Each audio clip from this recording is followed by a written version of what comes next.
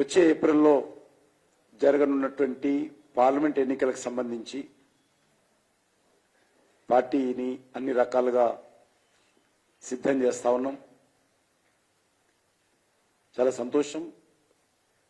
ఈరోజు నిన్న ప్రధానమంత్రి గారి యొక్క ర్యాలీస్ విజయవంతమైనాయి. అదేవిధంగా అనేక రకాల అభివృద్ధి కార్యక్రమాలు కూడా వారు ప్రారంభోత్సవము భూమి పూజ కూడా చేయడం జరిగింది. చాలా తక్కువ సమయంలో ఈ ర్యాలీలు విజయవంతమైనాయి. పార్టీ తరఫున పూర్తి స్థాయిలో పార్టీని సిద్ధం చేసేటువంటి కార్యక్రమంలో ముందున్నాం. ఈ రోజు నుంచి 2 digital campaigns Bharatiya Janata party తరఫున మేము ప్రారంభిస్తా ఉన్నాం. ఒకటి, మన మోదీ, ఏ రకంగా దేశానికి తెలంగాణకు సంబంధించి అన్ని వర్గాల ప్రజలకు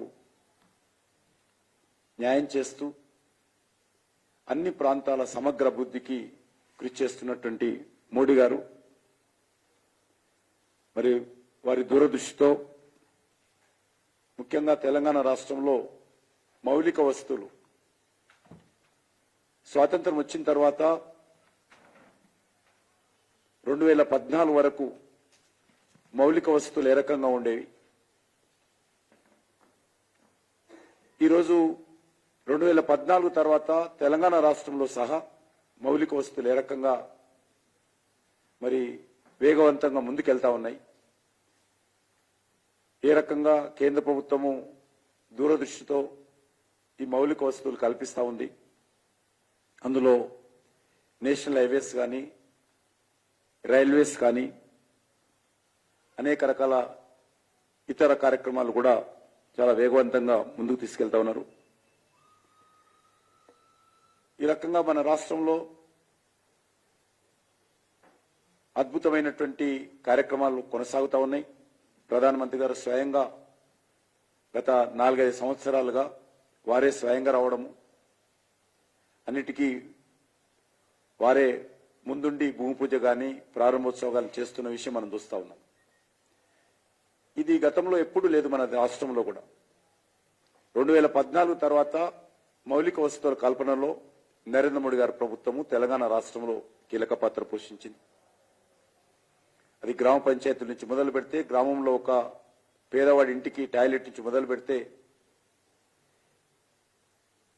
ఈ రాష్ట్రంలో RRR రోడ్డు వరకు కూడా అన్ని రకాలుగా ముందున్నది. కాబట్టి తప్పకుండా దానికే మన మోదీ అనేటువంటి ఒక డిజిటల్ క్యాంపెయిన్ తెలంగాణకు గత 9.5 సంవత్సరాలుగా ఏమేం చేశాము, ఈ రకంగా తెలంగాణ అభివృద్ధికి నరేంద్ర మోడీ గారి ప్రభుత్వము సహకారం అందించింది, కృషి చేసింది, ముందున్నదనే విషయాన్ని కూడా ఈ డిజిటల్ క్యాంపెయిన్ ద్వారా ప్రజల మధ్యకు తీసుకెళ్లేటువంటి ప్రయత్నం చేస్తాం.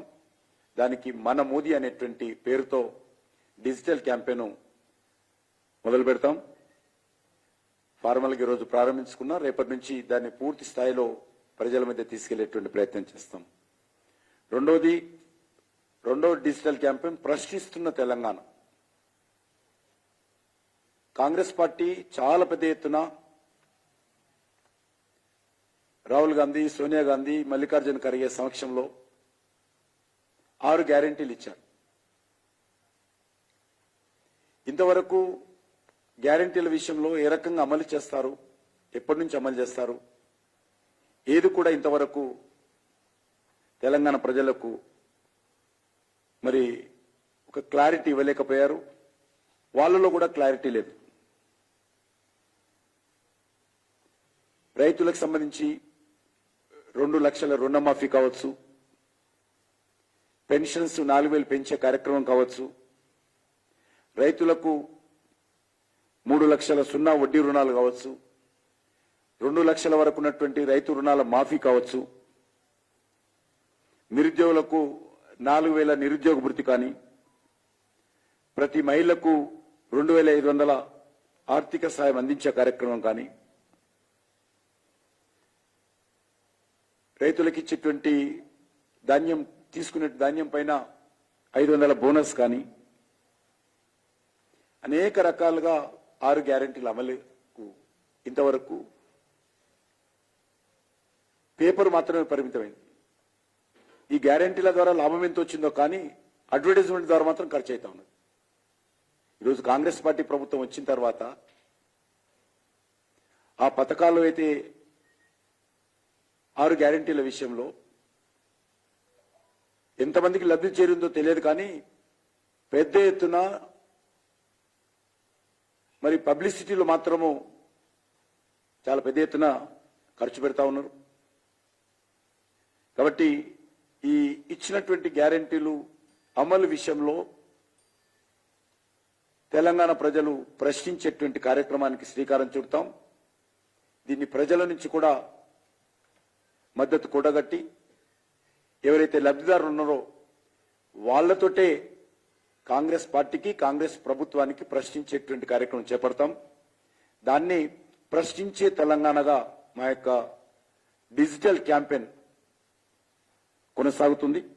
ఈ 2 డిజిటల్ క్యాంపెయిన్స్ మేము ముందుకు తీసుకెళ్తాం. అదేవిధంగా ఈరోజు ఇంతకుముందు నేను మొన్న చెప్పడం జరిగింది,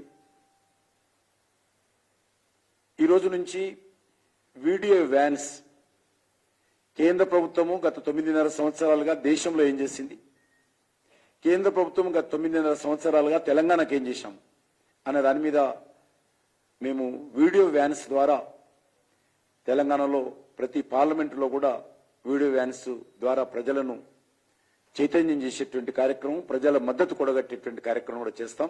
ఆ వీడియో వ్యాన్స్ కూడా ఈరోజు ఇప్పుడు ప్రారంభించుకుంటాం. అది దాంతోపాటు నేను మొదట చెప్పినట్టు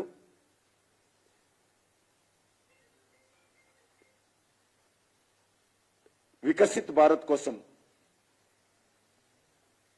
సలహాలు తీసుకునేటువంటి కార్యక్రమం, అదేవిధంగా రానున్నటువంటి 5 సంవత్సరాలకు సంబంధించి భారతదేశంలో నరేంద్ర మోడీ గారి ప్రభుత్వము ఏ రకమైనటువంటి కార్యక్రమాలు చేయాలి అనేటువంటి ఒక ఎన్నికల ప్రణాళికకు సంబంధించినటువంటి సలహాలు తీసుకునేటువంటి కార్యక్రమం కూడా మొన్న ప్రారంభించాము. దాన్ని విస్తృతంగా రేపటి నుంచి అన్ని జిల్లాలలో కూడా కార్యక్రమం కొనసాగుతుంది.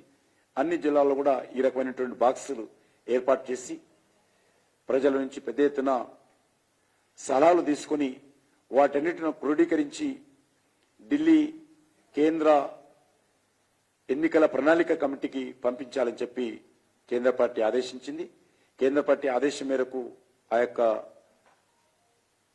సలహాలు తీసుకున్నటువంటి కార్యక్రమానికి సంబంధించినటువంటి బాక్సులు కూడా రేపటి నుంచి అన్ని జిల్లాలలో అన్ని మండల హెడ్ క్వార్టర్స్ లో కూడా పెట్టేటువంటి ప్రయత్నం చేస్తామని చెప్పి మనం చేస్తా ఉన్నాం.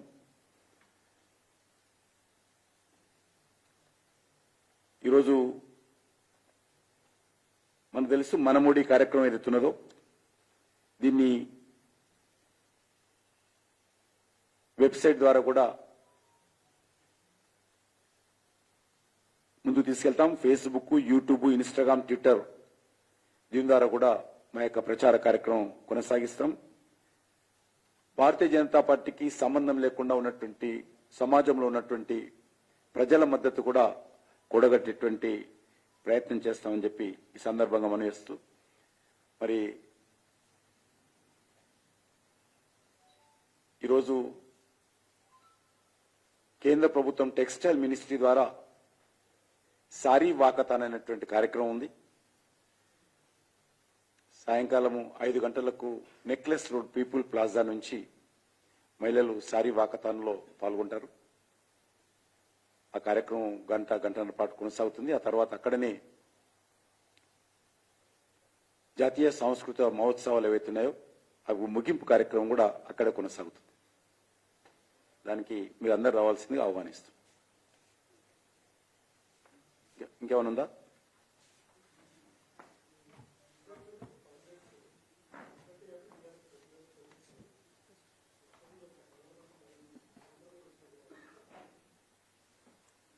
మీకు ఎట్లా అనిపిస్తుంది? వాళ్ళు అనొచ్చు కదా, మీకు ఎట్లా అనిపిస్తుంది?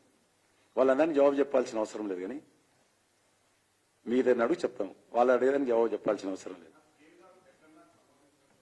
పెద్దన్న చిన్న గవర్నమెంట్ దానికి సంబంధించి పెద్దన్న సంభవిస్తే ఒకటైపోతారా?